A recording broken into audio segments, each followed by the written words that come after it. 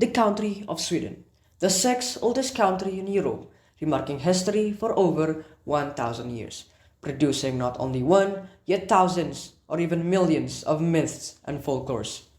But today, we are not going to be talking about Sweden. We are going to be talking about something more specific, something more enticing, something more fun. A masterpiece, a literature masterpiece from Sweden. The Wonderful Adventures of Nils. A book written by Selma Lagerlöf.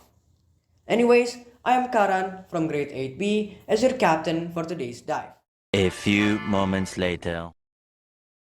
What makes your book interesting or outstanding to you, or what makes you want to read the book?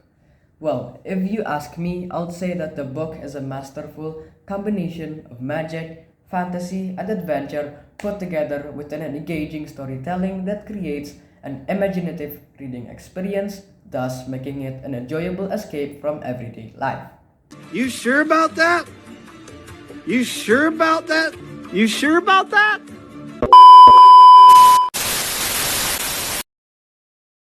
Moving on, 5 interesting or unfamiliar words I've encountered in the book.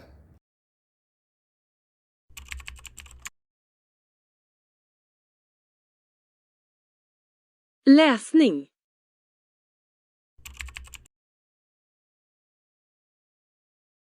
Gås.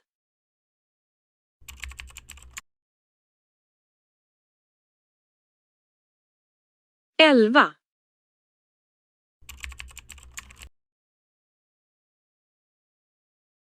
Varelse.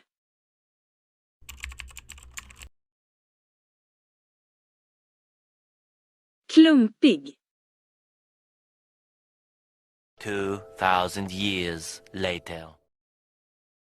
Interesting facts about Sweden's culture. Fika. In English, fika means to have a coffee or to have a coffee break. Although it may seem a little bit simple, trust me, it is about so much more than that. Oh my God! Wow!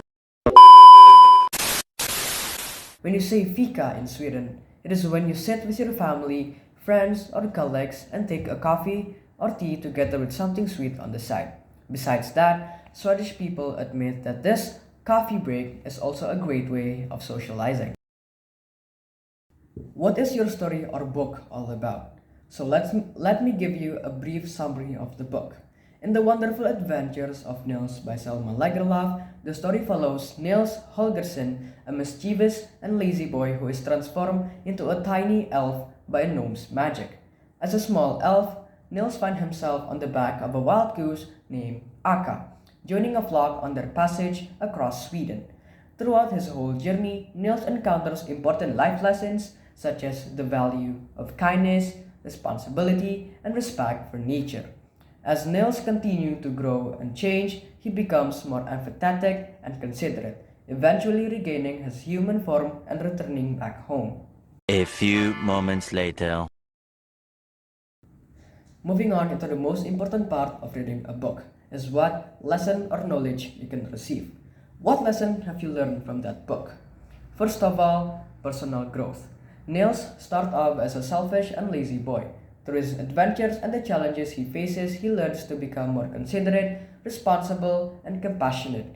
The story emphasizes the importance of personal growth and self-improvement.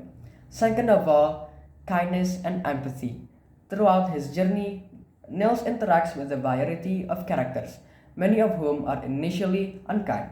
By showing empathy and kindness, he often finds that others respond in kind, highlighting the positive effects of treating others with respect. And last but not least, courage and perseverance. Nils faces numerous challenges during his adventures, but his courage and determination help him overcome obstacles. The story teaches that perseverance and bravery are essential in facing life's difficulties. 2,000 years later. Finally, and last but not least, why do you have to read this book? I believe starting from teenagers to adults can relate to the moral this book offers. Thus, I would like to recommend this book for everyone.